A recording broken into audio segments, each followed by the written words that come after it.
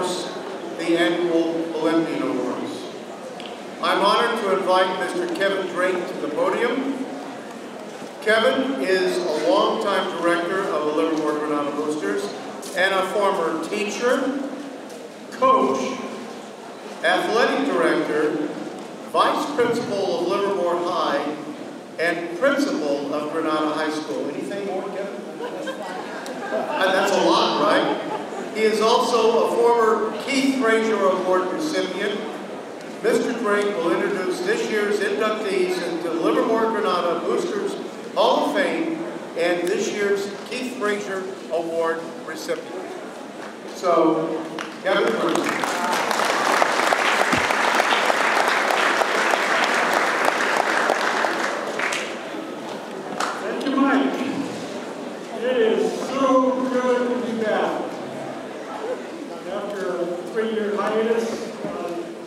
Right now, I'm going to introduce our inductees into the 2022 Livermore Sports Hall of Fame.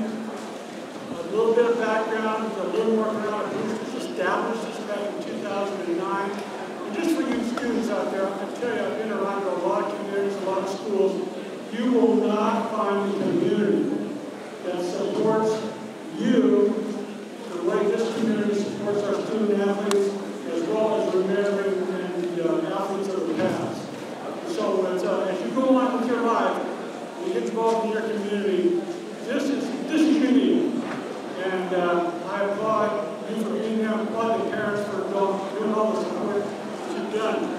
Now, and also, we do have a Hall of Fame member here tonight. We recognize Tom Davis' class of 2013.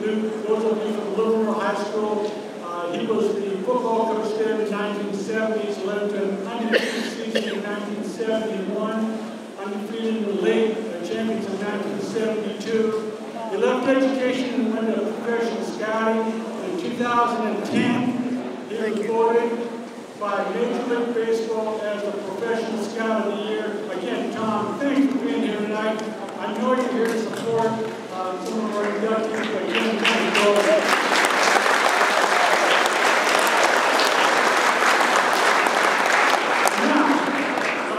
Bring up this year's inductees, starting with Bob Rushing, taking the award for his brother Rich. Betsy Wilson, if you come on up.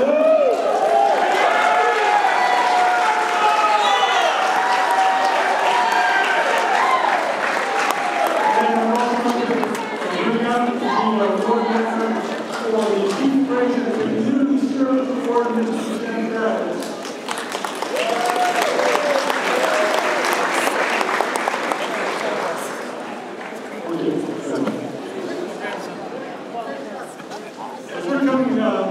Again, a little bit of history of the Hall of Fame, that we need your support in this.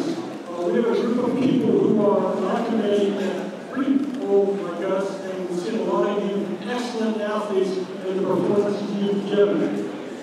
But we rely on you for giving us nominations. In fact, one of the inductees tonight became, as a result of a nomination from the person in the audience. So if you would go to the Livermore-Granada Boosters website, .org, and under awards, there is an application to complete. If you look at that, submitted, will be part of our rotation as we go through. Now, first athlete, Bob, come on up. I'd like to introduce Rich Rashid, the class of Livermore High School, class of 1960. Rich is no longer, he passed in 2017. And so tonight, I have his brother Bob, with his family here. And I'd like to tell you a little bit about Rich Rashid. That he's one of the, in fact, Boyd Walker is the person who put his name in about 5 years ago as a nominee. And we looked at it and we said, hey, look at this. Is somebody really that good? And they basically said, you know, go research it. And so we didn't have this report for the last 3 years, but I spent countless hours at the Livermore Library looking at microfilm, the old 1950 newspapers about Rich Rashid and to me and said, whoa, this guy is everything that's in the nomination plus some. So just the facts. He has 11 letters, 11 varsity letters out of 12 possibilities. The only sport he did not letter in was freshman football because he was too young to play.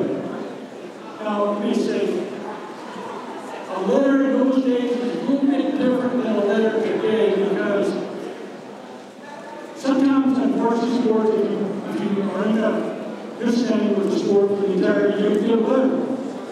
In those days, in the 50s, you had to play to get a letter. In fact, when I was doing the research, they published the letter winners in the paper. Whoever high school letter winners this year, here's the list. So it was a big deal. 11 out of 12 varsity letters. All league teams, we had a number of all league teams. Just the Fraser game, made 2 in football. I'm just talking about first team, I'm talking about second team or one of the mentioned. 2 in football, 1 basketball, 2 in baseball. Now, in football, he couldn't play as a freshman, like I said, varsity, right? Now, as a sophomore, he was a jack of all trades. He was a quarterback, a halfback, a defensive back, he punted. They didn't have a very good team. They were like 2-6-1. So he came out as a junior, he was a varsity quarterback. They took him around a little bit and went up 6-2-1. And I like this headline. This is the Livermore News at the time. Veterans Day 1958 says, headlines, Roshi scores a 99-yard interception. And it goes on to say, this record of 99 yards is not only a new league record, but sets the record for the longest run in the present high school field still live today. It goes on to say, this will probably never be broken unless present high school rules change. Well, they haven't changed. So he still holds that record, or at least is a co-holder of that record. As a junior, again, he led him as a varsity quarterback. And then he made all-league as a junior. He was the only junior in fact to make all-league that year. And then as a senior, he really got good. Led him to a 9-0 undefeated record. And get this for you football people out here. They outscored their opponents that year 273 to 38. And he was Mr. Everything. Scored on touchdowns, 63 to 38 yards, and just had a fantastic senior year. Now, it's one thing about judging an athlete of the past by today's standards. Because as a senior, he didn't have any stats. I mean, he threw the ball in 9 games, he threw the ball 39 times. And I know Livermore High School has an Olympian nominee in mind to play quarterback. I'm sure you threw the ball 39 times in about 2 games. And so it's really difficult to judge the present standards in the past. He did go on into the basketball, and again, statistics are misleading, or at least it's tough to judge. He wasn't a fantastic scorer. He made all-league as a senior. It was written about him in the Livermore News again. He had a lot of headlines. It says, Rashida stood out as a playmaker for 4 years and has the honor of being the only athlete to have won 4 letters during Coach Grover's 8 years at Livermore High School. This is also evidence of why Roshi has been deemed as Livermore's most versatile athlete in years. And finally, baseball, which looks like to me was his best sport, 4-year letter winner, made all-league as a sophomore, junior, and senior. He led the league in hitting as a junior. He hit a cool 518, a 540 for the year. He had as a senior, I was a junior, as a senior, I don't know what happened to him as a senior. Well, he must have had senioritis because he only hit 417 as a senior. Again, last thing in terms of newspaper quotation, this is the Livermore News in June of 1959. It says, Roshi has a remarkable consecutive game and inning record, playing in every single game in 4 years of varsity competition and missing only sophomore year, he was taken out in the last inning against San Ramon after Livermore High School was ahead 15-0. O'Shea's lifetime batting average was a remarkable 366, and he leads the league in official times at bat and hits over a 4-year period. So, it doesn't all end well for Rich, because after he graduated, he was working over the gravel pits here at Kaiser in Pleasanton. He fell off a scaffolding from 60 feet and broke numerous bones in his back, and his athletic career came to an end. But with these kind of credentials as a 4-year high school athlete, Bob, it's my great honor to present Richie, your brother Richie, to the 2022 Livermore Sports Hall of Fame.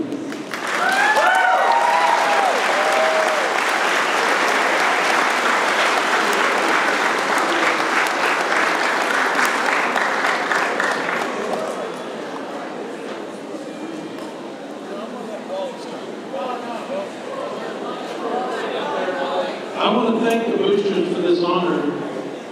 I'm not really good at speaking, but this really means something to me and the family. His daughter and granddaughter are here, and my kids are here, and it's really something. I appreciate it. Thank you very much.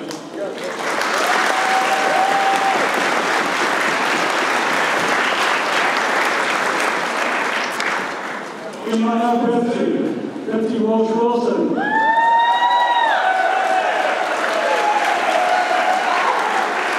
had no trouble doing any research on Betsy, because I watched most of your athletic accomplishments as our athletic director here at Granada High School. Betsy, well, you dominated hardwood here for 3 years, 1984, 86, 85, 86. Your two-time MVP of your team, all-league, junior, senior, first team, all-NCS. Wow. In fact, 2 publications, the Oakland Tribune and the Tri-Valley Herald, named Betsy as the East Bay Athlete of the Year in 1987.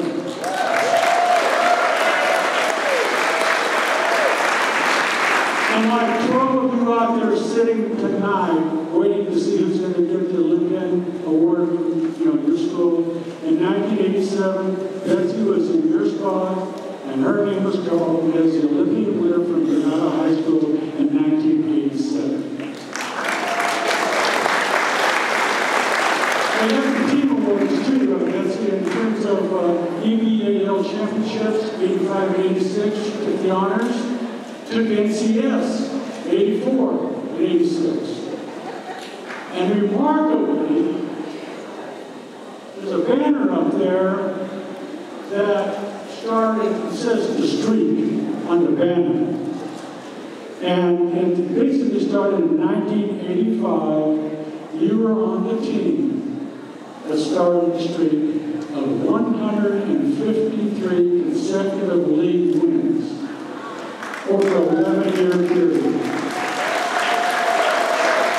That was a state record for a number of years, and you were on the team. Well, you left Granada and you went to San Jose State. 3-time scholar athlete at San Jose State. And the most improved athlete in 1990. And you also beat all Big West. The second team NCAA All-Region of Northwestern Region. I don't think there's a thing called the Volleyball Monthly. Get this. In 1990, October 1990, Betsy Walsh-Wilson was voted or announced in Volleyball Monthly as the National Volleyball Player of the Month. That's awesome. And when you left San Jose, you left with a number of records. 9th all-time, and volleyball people, you think football people are violent, but you guys got kills. She's 9th all-time in the season, single season leader in kills per game, And she's first all-time in San Jose record books of girls and women's volleyball as having the most kills in the 3-game match against Fraser State in 1990 with 31. Fantastic. She left San Jose State and actually came back to Granada as a volleyball coach in 1985 and 1986. We were undefeated in 1995, continued the streak, and then I came in second place in the North Coast that year. And then in 1996, here on the hard-working Granada High School, we changed the leagues at that time. We were now in the Tri-Valley Athletic League, and we lost to Livermore High School in the streak unit. So you kind of bookended the streak. The start of it in 1985 and the ending in 1996. And finally, Betsy's come full circle. Knowing Betsy, I'm sure this is probably the most important part of her life right now, is that she's a teacher here at Granada High School. And given all she has, everything that she put out on the court, I know is going in those students that most need her help. So congratulations, Betsy. It's my great pleasure to welcome you into the Livermore Sports Hall of Fame.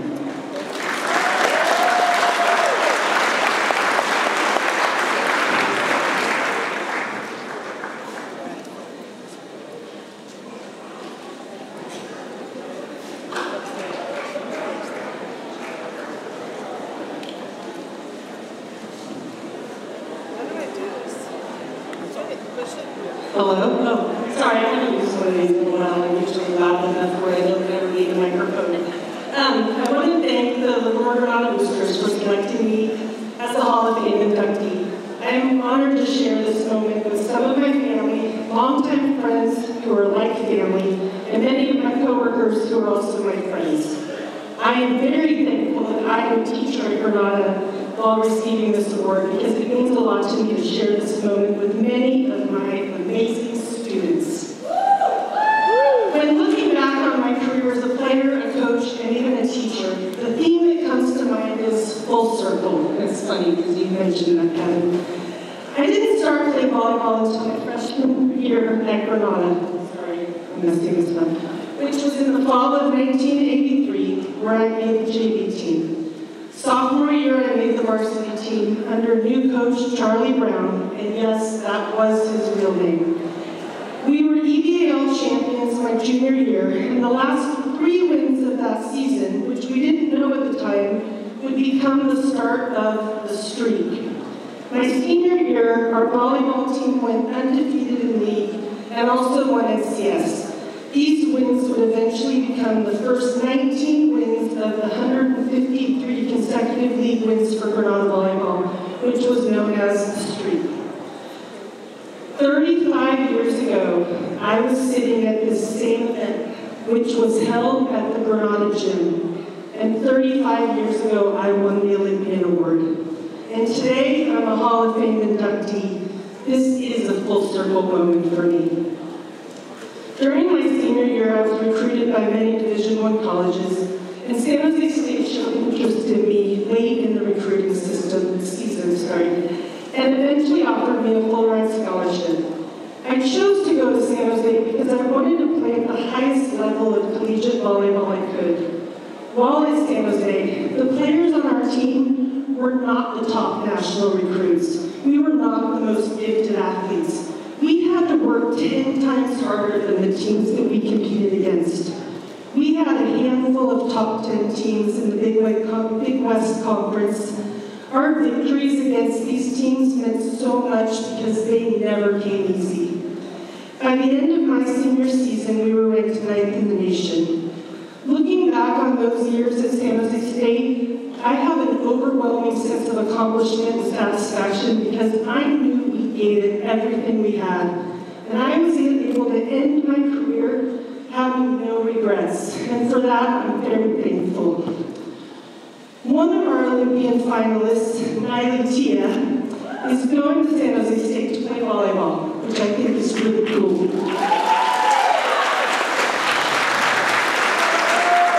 What's even cooler is I recently watched the video of her speech at the Boosters Lunch what really resonated with me is that she said that her family always taught her that hard work always beats talent. That epitomizes my years of volleyball at San Jose State. So I know you're going to do really well there, Niley.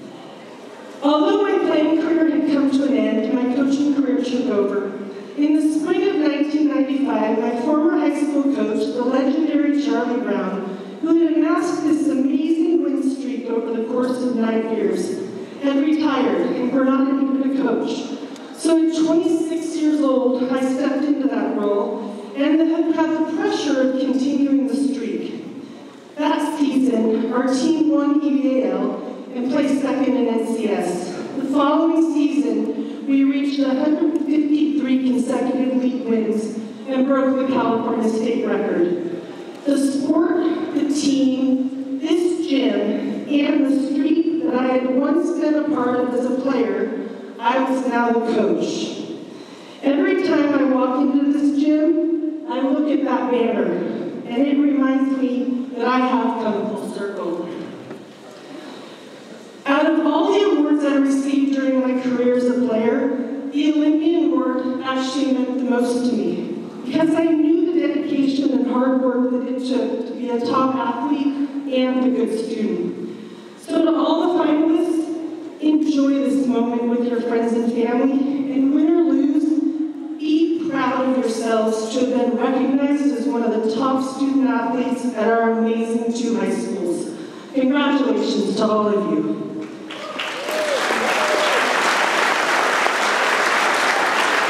For some of you here tonight, you may have just competed in your final season. My advice to you is, if you still have a passion to compete and have a chance to play in college, whether it's on scholarship, you walk on and try out for a team, or you play on a club or intramural team, just do it. Compete at any level you can if the passion is still there, and have no regrets. For others of you, there are still some years of competition remaining in high school. What I'd like to encourage all of you is to push yourselves to compete at your highest level. Put your best foot forward. Leave it all out there on the field or in the gym, but don't forget the most important thing, have fun along the way. Lastly, as a graduate of Granada, an athlete of Granada, an Olympian Award recipient, a coach of Granada, a teacher at Granada, and now a Hall of Fame inductee, I can truly say that I have come full circle, and for that I am very grateful. Thank you.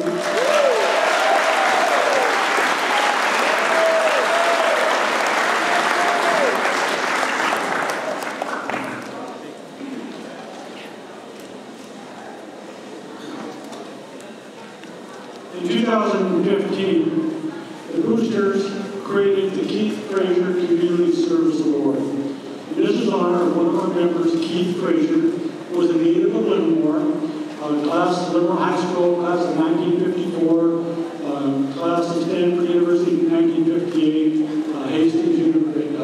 Hastings School of Law. After that, came back to Livermore and established a law practice. And like Mike said earlier, one of our co-founders, Judge Shimoni, tapped him on the shoulder and said, "You're going to be part of, at that time, the Livermore Boosters." And since that time, in the early 1960s, Keith Fraser dedicated his time, talent, and treasure to supporting the youth here in Livermore. And like I said, in 2015, we wanted to establish this in honor of somebody who gives back to the community and doing this in his honor. Very happy tonight to have Keith's wife, Marilyn, with us, as well as his daughter, Jenny. Thanks for being here. I know Keith is looking at and saying, way to go.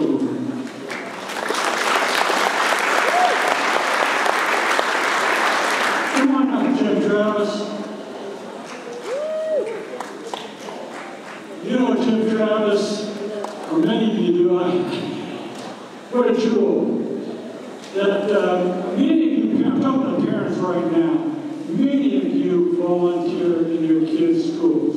You're PTA, you're the base sales, you're in the snack shack, you're taking tickets, you're running errands. This is what we do as parents for our kids. But your kids graduate, and mostly you too. And Jim's got a daughter. She's sitting here in the audience tonight, a teacher at Livermore High School, Jenny Travis. She graduated. Jim didn't. Jim stayed on for another 35 years. And for that, I mean, just looking at the tip of the iceberg. How many of you out there that are, you know, in fact, like to fundraise? You know, Jim was a major fundraiser through the YMCA. He ran the Christmas tree lot here in town for a number of years. For those that remember the Livermore duck races, when we had water in the arroyo, they'd find a little yellow rubber duck, put your name on it, $5 or so, and you'd get up there on the Cannon Bridge or so, and they'd float them down, and of course the one that had to cross the bridge or whatever was the winner. The good days. All the money raised went to the Livermore Softball Association, and as well as in 1989, I believe, you along with the Robert started in Livermore with the safe and sober grad nights. And for that alone is a major accomplishment, and just a kudos. Thank you for doing that. You're also a scout master. You scout yourself, ran a troop in town. You people at Granada High School, you know him so well. He was the president of your Granada Supporters Club. He was the historian. He was the vice president. He ran the snack shack for a number of years. You ran the girls soccer club. You're the referee. You did the under girls 18, I believe, coached them. The under boys 16. Conducted clinics. You're a referee, all levels. And understand one thing. You talk about Jim's integrity. I understand that you took a goal away from your daughter. I bet you that was a nice night at the dinner table on that one. But in terms of that, Livermore-Granada and our supporters group, when we meet, we talk about things. Who's going to do what? Who's going to do this? Who's going to do that? And here at Hammond go, I'll take care of that. And so, Jim, for the number of years of service that you've given back to the community, it is just my great honor to give you this plaque for Keith Fraser Community Service Award for 2022. So deserved.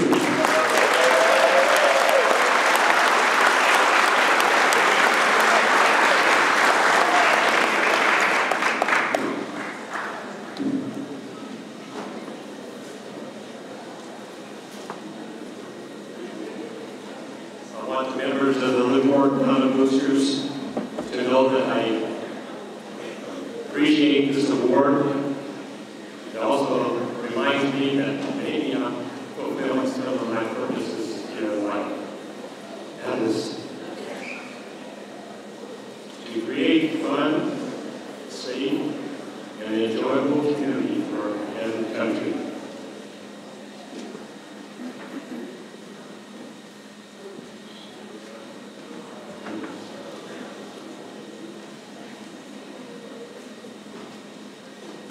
It's been a pleasure to work with a lot of the people here at Granada throughout the community. Sad part is like at grad night, I finally meet some of the senior parents. Well, I tell them your kids are gone, come on back and I'll be here with us to work together. I have the support of my family, which allowed me to the support is with my son, Jeremy, daughters, Jamie and Joe, and of course my wife. Gave me an opportunity to get out of the house. Might have been a blessing, maybe that's why I had the support from the family. My son tonight, we were sitting at the table and he said, you've been working in the snack bar for many years. And I said, yeah. He reminded me of something about hot dogs.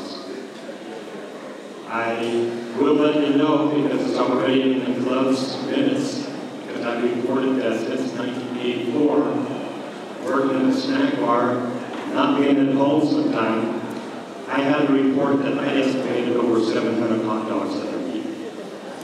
Very good, so in the future, get to that snack bar.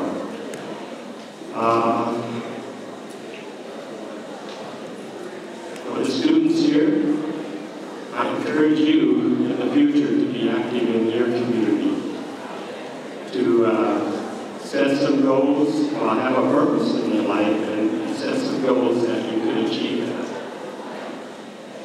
I want to close with the words that were written or spoken a little over 100 years ago from a British Lord Baden-Powell that affected my life. It said,